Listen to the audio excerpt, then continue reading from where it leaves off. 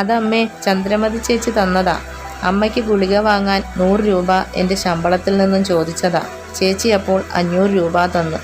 അമ്മയ്ക്ക് 1 മാസത്തേക്ക് ഗുളിക വാങ്ങാനും ശമ്പളത്തിൽ അത് കൂട്ടേണ്ട എന്നും പറഞ്ഞു. അതും പറഞ്ഞുകൊണ്ട് തന്നെ അവൾ രൂപ തിരഞ്ഞു. കട്ടിൽമേലെ വിരിച്ച പായക്കടിയിൽ നിന്നും രൂപ ശ്രീകുട്ടിയുടെ കയ്യിൽ തന്നെ കിട്ടി. ദേ അമ്മേ, രൂപ കിട്ടിയെന്ന് പറഞ്ഞുകൊണ്ട് അവൾ അത് ബാഗിലേക്ക് വെച്ചു. ശ്രീകുട്ടി, എപ്പോഴും അവരെ ബുദ്ധിമുട്ടിക്കരുത്. മോള് ആ വീട്ടിലെ പണിക്കാണ് പോകുന്നത് എന്നത് തന്നെ അമ്മയ്ക്ക് വലിയൊരാശ്വാസമാണ്. കാലം മോശമാണ് മോളെ. ബന്ധങ്ങളും മൂല്യങ്ങളും ഒന്നും വേണ്ട രീതിയിൽ കാണാത്ത മനുഷ്യരാണിന്ന് കൂടുതലും. ആ സാഹചര്യത്തിൽ വിശ്വസിക്കാൻ പറ്റിയ ഒരിടമാണ് ആ വീട്. അതുകൊണ്ട് നിനക്കവിടെ നിന്നുള്ള ആശ്രയം ആശ്വാസം തന്നെയാണ്. നീ അവർക്ക് ബുദ്ധിമുട്ടാകുന്നു എന്ന ഒരവസ്ഥയിലേക്ക് ഒരിക്കലും അത് മാറരുത്. ശ്രീകുട്ടി എല്ലാം ശ്രദ്ധയോടെ കേട്ടുനിന്നു.